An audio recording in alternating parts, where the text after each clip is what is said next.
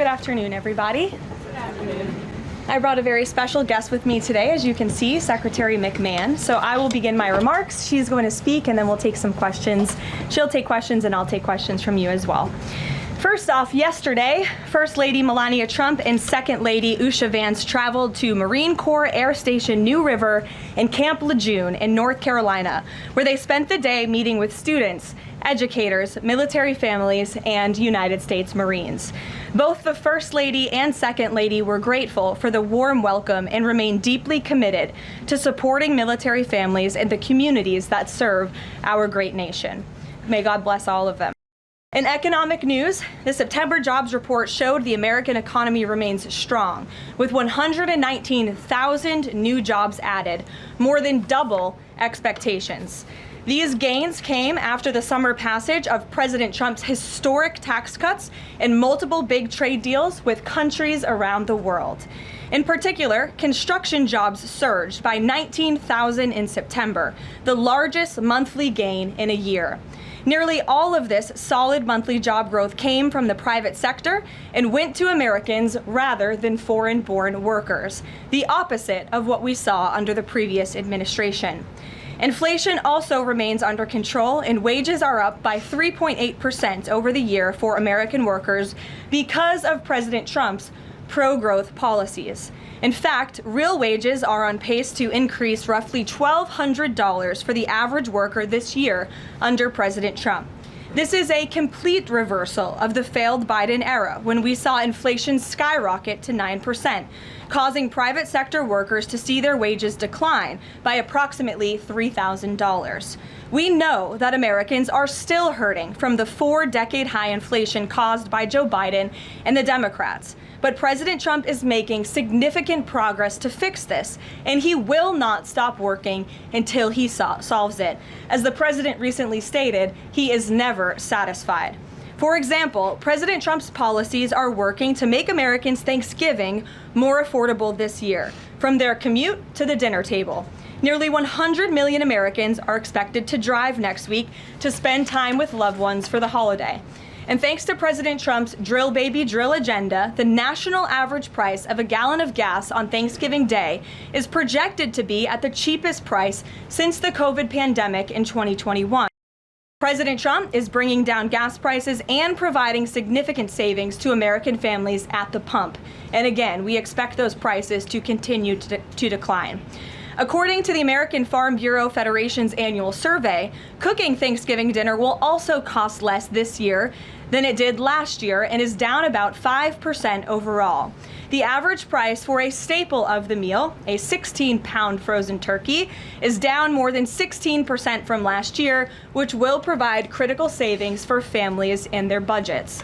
President Trump's entire economic agenda is aimed at putting more money back into the pockets of hardworking Americans.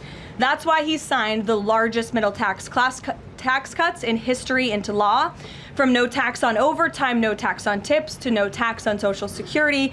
And according to a new study from Piper Sandler, which is out this week, tax filers can expect an extra $1,000 bump to their tax refund next year, and what could be a record-breaking tax refund season. So there is more good news to come. We know these refunds will make a huge difference for Americans to help pay down their bills and use towards life's expenses. In other news this week, President Trump took a significant step toward delivering on a core campaign promise to finally close the Department of Education. To shrink the bloated federal bureaucracy, the Department of Education just entered into new interagency agreements with 4 agencies: the Departments of Labor, Interior, Health and Human Services, and State. These agencies will now ensure the delivery of legally required programs while also refocusing them to better serve students. This common sense action brings the Trump administration much closer to finally returning education where it belongs, at the state and local level, not in Washington, D.C. The Democrats' reckless 43-day government shutdown did manage to do one valuable thing. It proved that America does not need a federal Department of Education. During the longest shutdown in history, the Department of Education furloughed 90% of its staff, and America's education system was not impacted whatsoever. Schools stayed fully open across the country. Students attended class and received normal in-person instruction, and our wonderful teachers received their paychecks uninterrupted. The Democrats' government shutdown made it painfully obvious that American families do not need the Department of Education. Since its creation in 1979 during the Carter administration, the Department of Ed has spent over $3 trillion taxpayer dollars without improving student achievement. Despite pure pupil spending having increased by more than 245% since the 1970s, math and reading scores are down in public schools.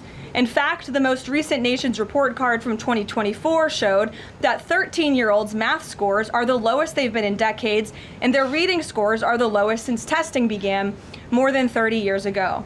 It's clear that throwing more money at a broken system does not work, and that's why President Trump appointed the amazing leader behind me, our Secretary of Education, Linda McMahon, who is making these monumental changes at the direction of the president. We're very grateful to have you here today to talk about these changes and then take some questions. Hopefully folks in this room will have some questions on the very important topic of education. So please, Mrs. Secretary. Thank you. Thank you very much, Karoline. It's really a pleasure to be here with you today, and thank all of you for being here as well. My purpose here is to speak directly to the American families, not just you, but to the American families, about the work this administration is doing in education to reverse our national decline with a hard reset of our educational system. That reset was a top campaign promise from President Trump to send education back to the states and end Washington's micromanagement of education once and for all. This week, we took the most decisive steps thus far to make good on this promise to you. We have linked 6 groundbreaking partnerships with other federal agencies to delegate education department programs that are redundant with existing programs at Labor, State, Interior, and HHS. These interagency agreements to cut our own bureaucratic bloat are a key step in our efforts to shift educational authority from Washington, D.C. to your state education agency, your local superintendent, your local school board, entities that are accountable to you, and we encourage parents to always be involved. Cutting federal bureaucracy is never a popular move among D.C. insiders. A chorus of anti-Trump voices have come out of the woodwork to complain that we are defunding education, harming students, or acting without a plan. This could not be further from the truth. The majority of Americans across the country handed President Trump the popular vote precisely because they have seen the brokenness of a top-down education system run by the federal government. They're painfully aware that only 3 out of 10 students can read proficiently at their grade level.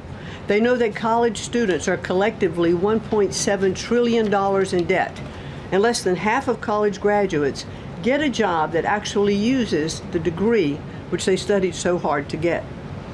They see more teachers than ever before leaving the profession due to burnout, over-regulation, and lack of autonomy in the classroom. Anti-Trump voices are stirring up fear that returning education to the states is a draconian action.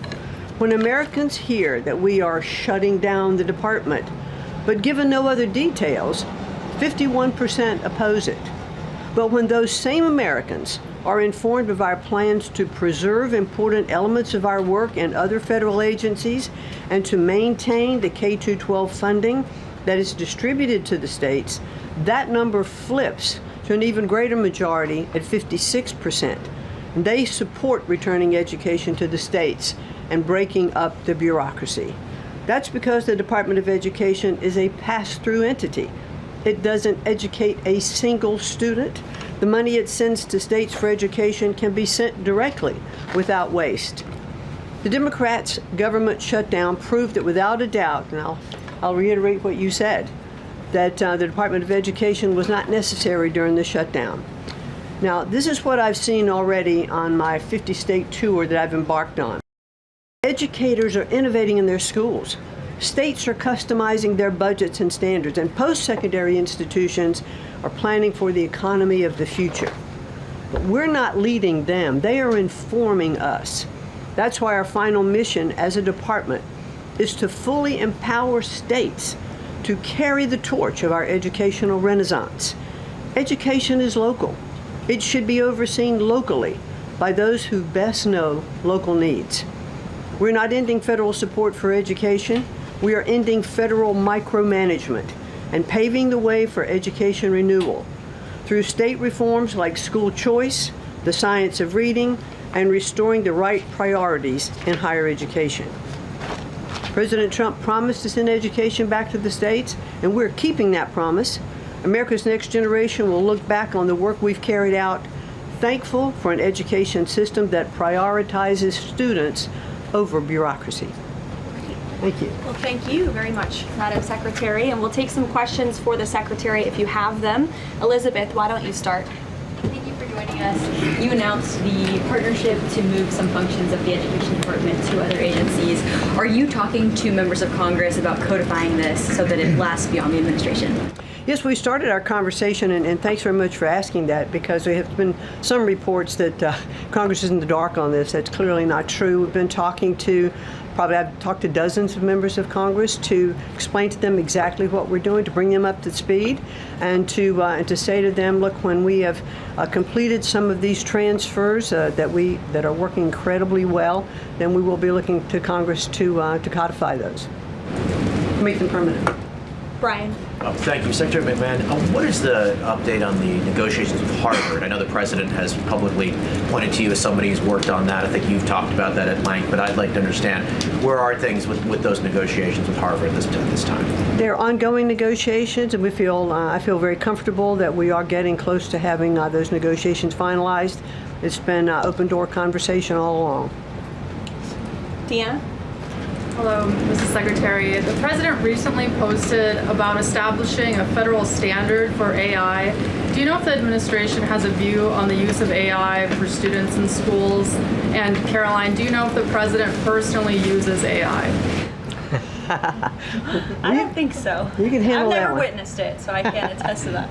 Well, I do think AI is going to need guardrails, but I have witnessed AI firsthand. I was at the Alpha School in Austin, Texas, and the first 2 hours of every day in that school, students are learning through AI. They have their headsets on, they're in front of their screens, and the AI is really acting as like an individual tutor for those students, allowing those students that can progress faster to do that. Those who need a little catch-up, it refeeds information to them. And so after those 2 hours of learning, the basics of what they're doing in their curriculum that day, then they spend the rest of the day, I mean, they have good recess and all of that time, but then they spend the rest of the day in what are called life skills, and they're actually using the information that they've learned this morning. So I've seen some AI in action that is really proving quite beneficial. Michael. Thank you, Karoline. Secretary McMahon, as the Education Department continues to pare down, can you talk about taxpayer services like charter school grants and how the department will continue to assist kids with special needs? Well, we are going to make sure that there's no interruption in getting that grant money out the door. I mean, that money is it comes from Congress. It's appropriated by Congress, and we legally are obligated to do that. And the transitions we're starting to make, our first programs that went over to the Department of Labor, that was a few weeks ago. We actually signed the first interagency agreement, which we accomplished under the authority of the Economy Act. We transferred grants for WIOA and for the Perkins Act. And the really good news is that the Department of Labor has a much more sophisticated system, technology system and grant fulfilling system than the Department of Education does. As a matter of fact, our executive manager that went over with that group over to Labor said he would compare what the labor system is to education's like held together by bubble gum that is not connected to any other part. So we were able to get those grants out the door more smoothly, and states have actually better access for those systems than they do at the Department of Education. So that's a real bonus. Take a couple more. Carrie, go ahead. As far as the diversity, equity, and inclusion new regulations that came out from the administrations, a lot of schools, whether high school or even higher education is concerned, some of them are defying these new administration policies, even apparently according to a new report. I'm sorry, I can't hear you, Rick. As far as there's been a new report from the administration saying that half of medical schools are defying the administration when it comes to DEI policies. What type of action will the administration take for these schools that are defying the new DEI policies? Well, certainly the president has been very clear, and the Department of Education has taken measures to make sure that as schools are developing, their policies, or if they have open DEI offices, they're closed, or DEI regulations and rules are stripped, from their programs, and so that will continue. Great. We'll take one more. Go ahead. Thank you, Caroline. Secretary McMahon, my question is, since you said 3 out of 10 students are literate with regard to their reading capacity, would now the states help to improve those numbers since you have gone back to the states? Well, what we are finding that the states that are making great progress, it's through their own innovation. It's not coming from the Department of Education. I think the Department of Education is really misunderstood about what our function is. We don't teach one student. We have nothing to do with the curriculum that are in any states. We are a pass-through pathway from money that's appropriated by Congress to get to the states.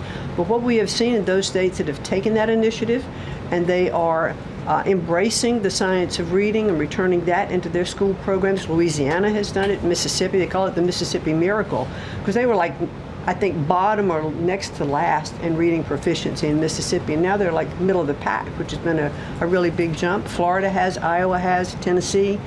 But these are innovations that are done at the state level. This is not anything we're dictating, and that's why I'm saying returning education to the states where they really are already leading in their education endeavors, and 90% of their budget they provide.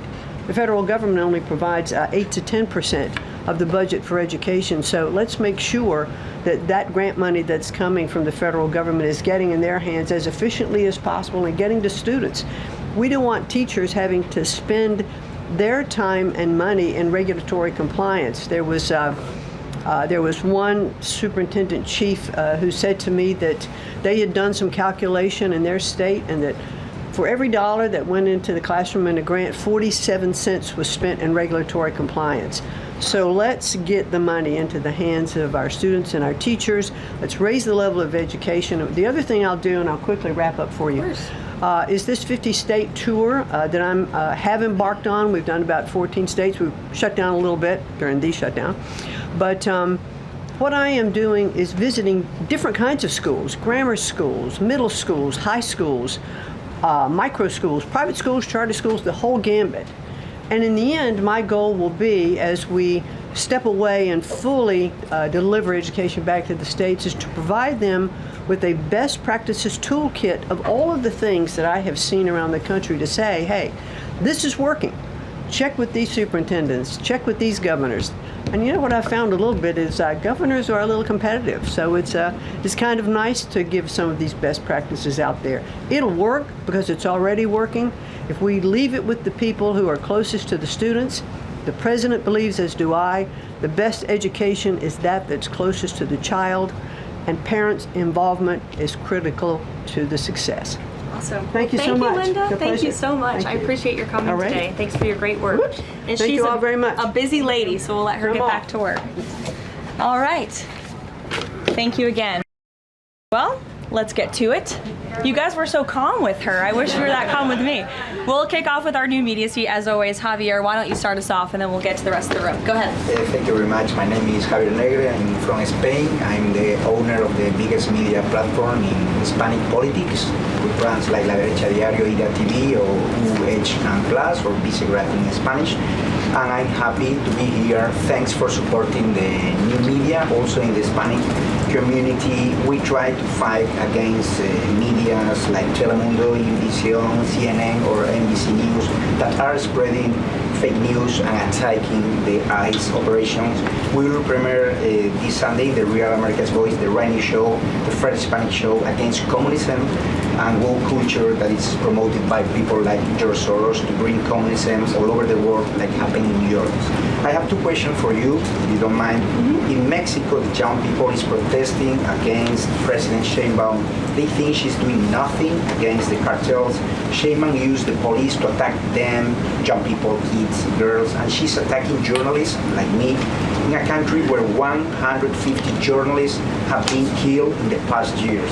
The USA legacy media is attacking President Trump for his comments about the fake news media, while they are not publishing anything about the murders of journalists in Mexico.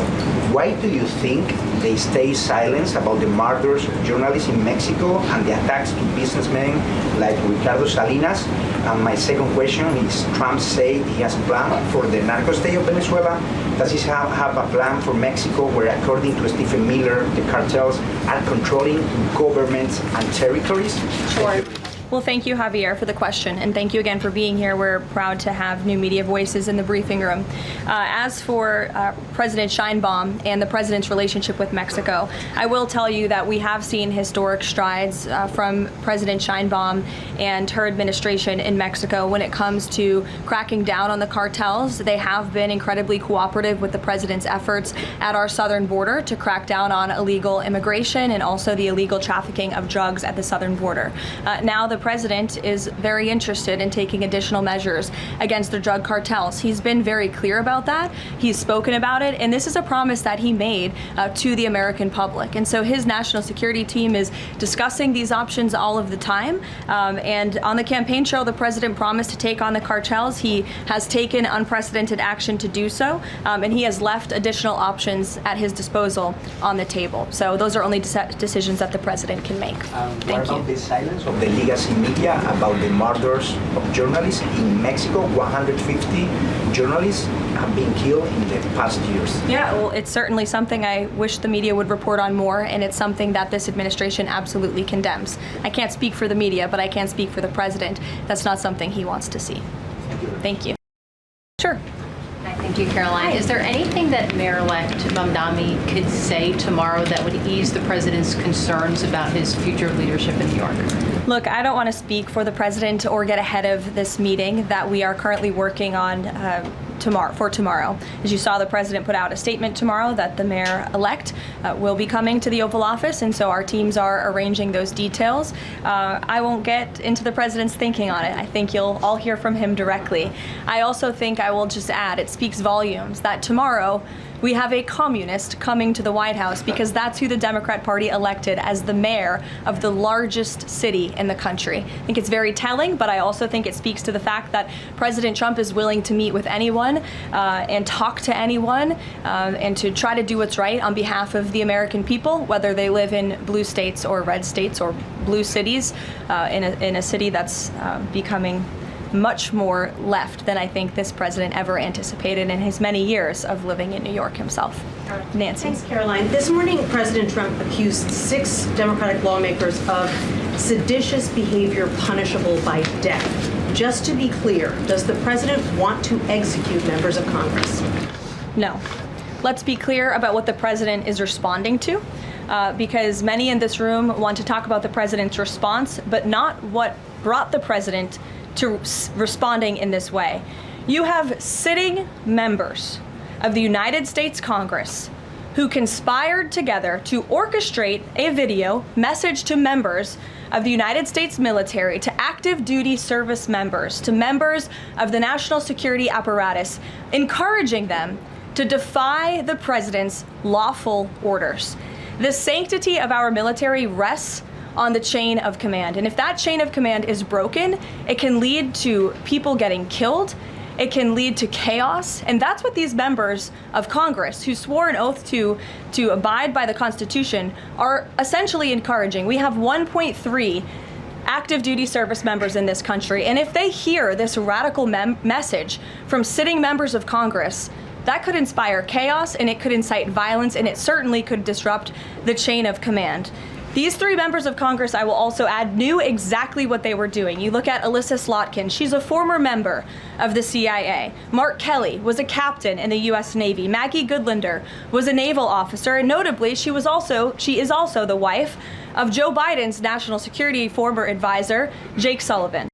And so these members knew what they were doing. They were leading into their credentials as former members of our military, as veterans, as former members of the national security apparatus to signal to people serving under this commander-in-chief, Donald Trump, that you can defy him and you can betray your oath of office. That is a very, very dangerous message, and it perhaps is punishable by law. I'm not a lawyer. I'll leave that to the Department of Justice and the Department of War to decide. But the president has frequently, but Caroline, can I just follow up? The president and the vice president, for that matter, have accused the other side of encouraging political violence. Isn't that exactly what the president is doing when he says that members of Congress should be killed? Why aren't you talking about what these members of Congress are doing to encourage and incite violence? They are literally saying to 1.3 million active duty service members not to defy the chain of command, not to follow lawful orders. Actually, Every single you can refuse an illegal order, which but is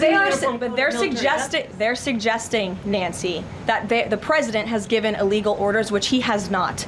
Every single order that is given to this United States military by this commander-in-chief and through this chain of command, through the Secretary of War, is lawful. And the courts have proven that. This administration has an unparalleled record at the Supreme Court because we are following the laws. We don't defy court orders. We do things by the books. And to suggest and encourage that active duty service members defy the chain of command is a very dangerous thing for sitting members of Congress to do. And they should be held accountable. And that's what the president wants to see. Phil. Thank you. Ambassador Mike Huckabee had a meeting with Jonathan Pollard, a former U.S. citizen who was convicted and spent 3 decades in jail for selling state secrets to Israel. Did the White House know that that meeting was going to happen? Does the administration condone it? The White House was not aware of that meeting, but the president stands by our ambassador, Mike Huckabee, and all that he's doing for the United States and Israel. You said that the president was going to do what was right for U.S. citizens, regardless of whether they lived in blue or red states. I'm curious if there's any chance in tomorrow's meeting with Mayor-elect Mamdani that he will be able to convince the president to abandon that promise to cut off federal funding to New York City. Look, Phil, we'll see how the meeting goes tomorrow, and I'll let the president speak for himself. Natalie. Thank you, Caroline. What did the president mean when he called reporter piggy? Look, the president is very frank and honest with everyone in this room. You've all seen it yourself. You've all experienced it yourselves, and I think it's one of the many reasons that the American people reelected this president, because of his frankness. And he calls out fake news when he sees it. He gets frustrated with reporters when you lie about him, when you spread fake news about him and his administration. But he also is the most transparent president in history, and he gives all of you in this room, as you all know, unprecedented access. You are in the Oval Office almost every day asking the president questions. And so I think the president being frank and open and honest to your faces rather than hiding behind your backs is frankly a lot more respectful than what you saw in the last administration, where you had a president who lied to your face and then didn't speak to you for weeks and hid upstairs and didn't take your questions. So I think everyone in this room should appreciate the frankness and the openness that you get from President Trump on a near daily basis. And go ahead. As a follow-up, yes. The Washington Post just reported that the Coast Guard has I'm calling on Bloomberg. Go ahead. Caroline, thank you. 2 questions for you. The New York Times is reporting that the administration is now sending a U.S. official to the G20. They are sending Mark Dillard. Can you confirm if that is true, and then also explain the shift in? I'd be happy to explain, because there is not a shift. The United States is not participating in official talks at the G20 in South Africa. I saw the South African president running his mouth a little bit against the United States and the president of the United States earlier today, and that language is not appreciated by the president or his team. The ambassador or the representative of the embassy in South Africa is simply there to recognize that the United States will be the host of the G20. They are receiving that send-off at the end of the event. They are not there to participate in official talks, despite what the South African president is falsely claiming. On Ukraine, there have been reports that President Zelensky said, he's looking to look at the plan, that there's been reports about the Trump administration proposing a plan. Can you just give an update on where Russia-Ukraine stands, and does the president plan to speak with Zelensky anytime soon, or when can you expect that? So I'm happy to provide an update. I've seen quite a bit of reporting on the latest with Russia-Ukraine, so let me clarify and give you guys the truth on where it currently stands. President Trump has made it very clear since day one and even on the campaign trail, that he wants to see this war come to an end. He's grown increasingly frustrated with both sides of this war, Russia and Ukraine alike, for their refusal to commit to a peace agreement. But nevertheless, the president and his national security team are steadfast in seeing this war come to an end, to end the killing and deliver on the president's promise. Special Envoy Witkoff, that Marco Rubio, have been working on a plan quietly for about the last month. They've been engaging with both sides, Russia and Ukraine, equally to understand what these countries would commit to in order to see a lasting and durable peace. That's how you get to a peace negotiation, right? That's how it worked with Israel, with respect to Israel and Gaza and all of the Arab countries in the Middle East. That's how we accomplished that historic agreement, which the UN, by the way, voted to commit to and accept this week, which was a huge monumental moment.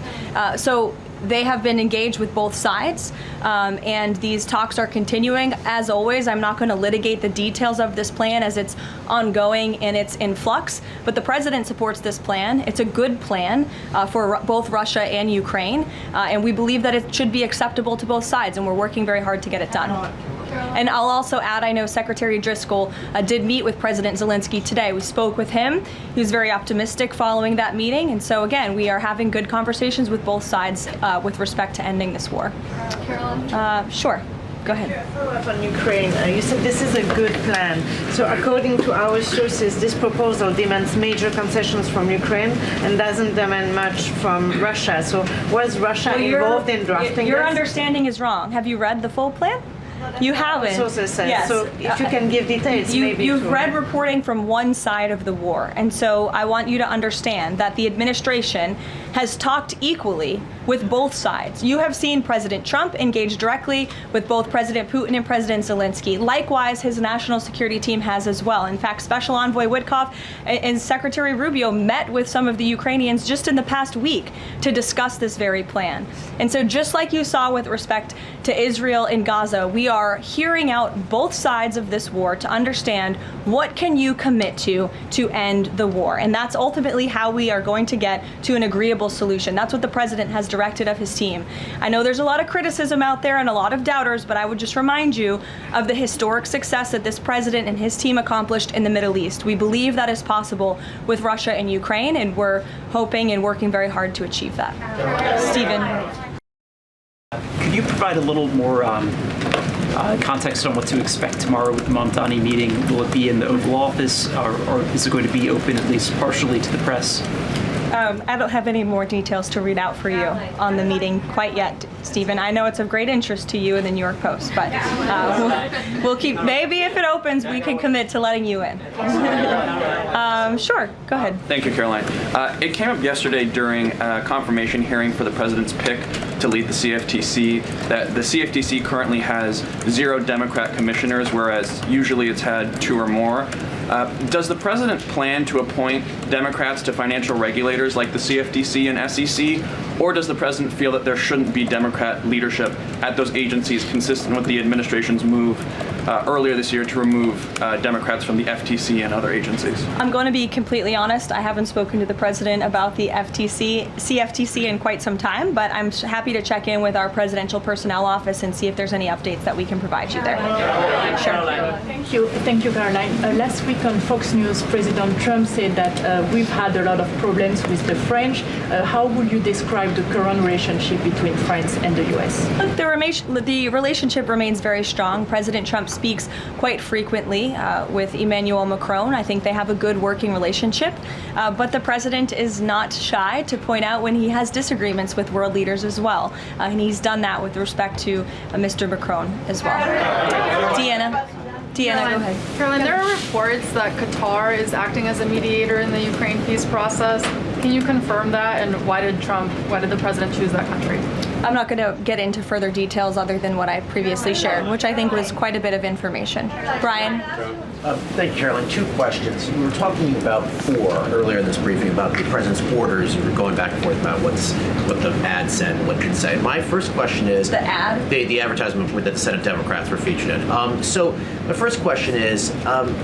no matter what the order is, it could be to any administration official, military or otherwise, no matter if legal experts might think it's illegal. Does the president expect those cabinet members, administration officials to go ahead with those orders regardless of any outside thinking or experts? The president expects his cabinet officials and the administration to follow the law and to demand accountability and hold people accountable for their dangerous rhetoric. And I would just add that if this were Republican members of Congress who were encouraging members of the military and members of our United States government to defy orders from the president and from the chain of command, this entire room would be up in arms. But instead, it is the other way around, and I think that's quite telling. I'm going to let you all go because the president, excuse me, I appreciate the encouragement this morning, but this afternoon. But President Trump is about to meet in minutes with Israeli hostages who this administration freed, and so I'm going to go up to that meeting, and you will hear more about that later. Thank you. You misquoted Democrats in that video. That's actually not what they said.